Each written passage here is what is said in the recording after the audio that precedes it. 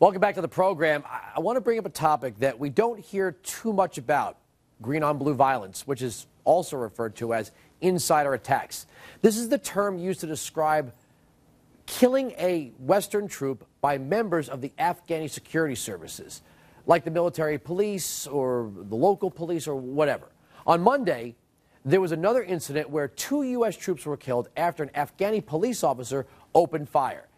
This is just the latest example of what's becoming a major problem for the safety of our troops overseas, and for some reason it keeps getting worse. Now, last year, there were 47 of these attacks on our soldiers. That's more than double the amount in 2011, and so far, 3 deaths have taken place this year. Now, Lance Corporal Greg Buckley Jr. was killed during an insider attack on August 10th, 2012. He and his fellow Marines were just exercising on the base in the gym in Afghanistan when an Afghani soldier shot and killed them. Since this horrible attack, Buckley's family has been searching for answers as to why this is happening and what, if anything, our government's doing to prevent these attacks from continuing. I'm joined by the family of Lance Corporal Greg Buckley Jr., his father, Greg Buckley Sr., and his aunt, Mary Liz Grosseto. How old was your son? He just turned 21 3 weeks earlier. So he was a really young Marine. This was not a guy who'd been in for 20 years and seen a lot of action. What's the official story? Like, what were you told right off the bat? That he was in training. You know, that's what they came out with. So they didn't tell you that he was in the gym exercising with friends and this happened. You were told this was an accident. Yeah, that he was training with his fellow Marines, and then he was shot 2 times. And we found out later on from other soldiers, other Marines, how it happened, exactly how it happened. And during the daytime, they were out training, out on the fields, teaching these soldiers and these police, green on blues, whatever way you want to go with this, how to shoot and do jumping jacks, push-ups, basic training. Then they went inside. They sat down at the table to eat dinner, and they were fully armed, fully covered their fatigues, and they were told by one of the Afghans that they were leaving in 2 days. Now, the only people that knew that was, the Marines.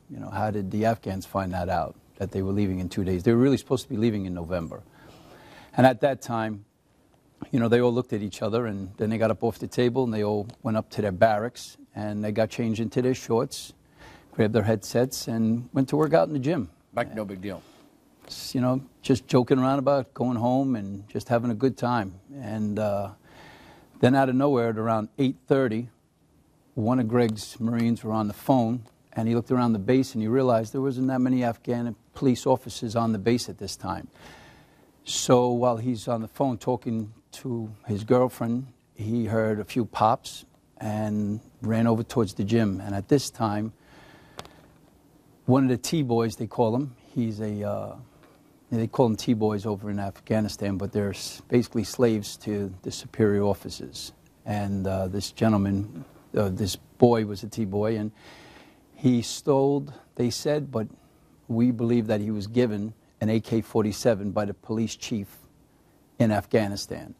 And he walked into the back of the gym, walked through the facility, walked into the back of the gym, went through the netting, and walked right over to my son.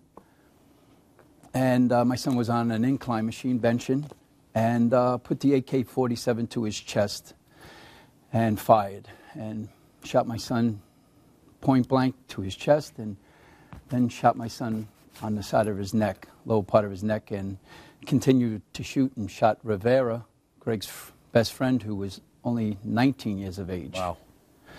Then continued to empty out the clip and shot Scott Davis and injured a superior officer who was one of our Marines, and shot him 5 times. But thank God, he survived and lived. It was just devastating. So basically, this was a kid.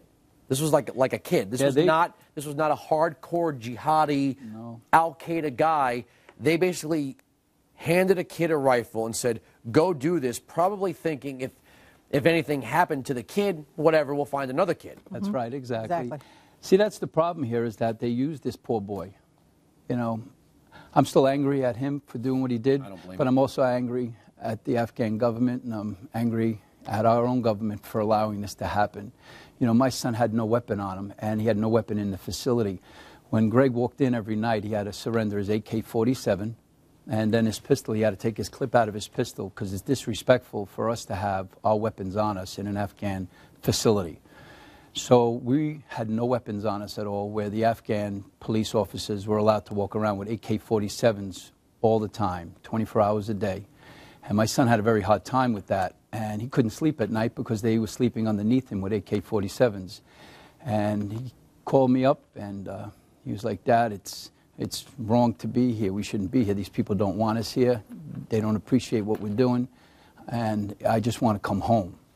And troops follow orders even if they don't like the orders they're given. You know what? He went there because he's a Marine, and his fellow friends, all his boys were going, and Greg didn't have to. He had a civilian job in the Marine Corps. He volunteered to go over there to Afghanistan because he wanted to go, because he was going to be coming home soon permanently. But he went over there to be with his friends, and because Marines, that's what they do. They all stick together as one. But when he got there, he was told to do things that he wasn't happy doing. He wasn't happy training people. At his age at the time, it was in May when he told me that these people that I'm training are going to murder me. And he told you that? He said it to me in May. It was right before Memorial Weekend. And he called me back, and he told me again, and then he sent a letter home telling us that he wasn't going to be coming home. And basically the letter was all about thank you for everything you've done for me, and I just want to thank his mom. He said, "Mom, you're the queen of my world, and I want Shane and Justin to grow up and be good young men." And when I read the letter, I was like, this is a goodbye letter. So next time he got in touch with me, I said, "Greg, why would you write such a letter?" And he said, "Pop, I told you that I'm not coming home in November." I said, "I know you said it to me, but I thought you were kidding." He goes, "No, they're going to kill me here." He says, "And I'm not the only one who feels the same." He says, "So you got to be able to tell Mom and Justin and Shane that I'm not going to come home, that I'm going to be murdered over here in Afghanistan." Let me ask Aunt Mary. What was the first time you got contact where you knew the official story was not the truth? The next morning, Saturday morning. The next morning? The very next day? Yes. It wasn't an official word. That night, Friday night, as Gregory said, the story was that he had just been killed, and it was, I don't know what the term they used. The next morning, I was contacted by someone who was actually over there and told me that's not at all what happened. It was first time I'd ever heard the term insider attack. So what is the family's mission now? You're trying to get the president to address these murders. There's no. The Marines have classified this as a homicide, right? And it is considered a murder. That's why. Which is probably why a little boy was chosen. So if he is tried, I mean, how do you convict a little boy of something like this, or a young boy? If it was the chief of police, then it would have been a big scandal, But, T-boy, they don't really care. They have no regard for anybody else's life. They always cover up for themselves. So if they sent a T-boy in to do this, and this boy was 15, or we get different, some people say he's 19. So it's like back and forth. Nobody's given us the truth yet. So if he did it, and he lost his, and he gets sentenced or whatever, it's fine. I don't want to end the segment without asking, you're getting a lot of support from other military families, not the official command. With a couple of minutes to go in the segment, tell me about the support you're getting, and are they rallying around you, hoping this becomes a bigger issue? Because obviously it's a real problem. Well, Go ahead. The one thing is that what we're trying to, do here is, besides getting justice for my son, that's the main thing with us. We need justice. We need this to be considered a terrorist attack, so we can try to get him back here and have this person, tried here in the States, and, convict him and have him spend the rest of his life in jail. The other thing is that we need to get all these young men and women home and get them out of Afghanistan. They don't belong there at all. It's a terrible place to be. They're being murdered. Last year, 44 soldiers were murdered over in Afghanistan, and they're telling us that it's a green on blue attack. And the only reason this has been coming out is because we've been speaking out about it. There's terrible things that go on over in Afghanistan that we are only touching the tipping of the iceberg about it. It's heart-wrenching that these parents, their young kids are being murdered over there, and our government's doing nothing about it. These are terrorist attacks that are happening inside our facilities over there.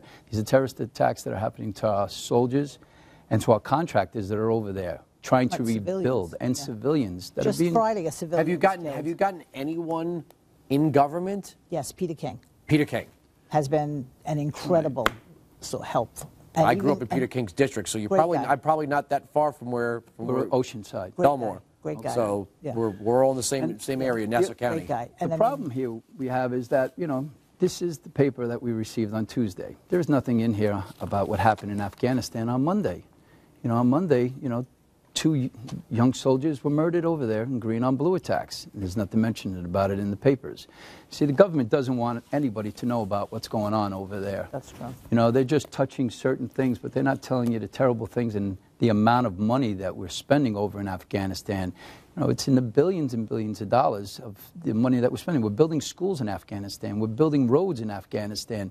We don't even have teachers in Afghanistan, but they're building, school. It just doesn't stop. We pay the salary. The American government pays the salary. The people pay the salary of those Afghan officers who have been killing our soldiers. So we provide their salary. We give them the weapons. We train them, give them the uniforms, but we're not allowed to offend anybody. Remember, we can't put your shoes on the table. International incident. Can't put your shoes on the table. They're never going to come out and say something that's going to upset a foreign leader. That's right.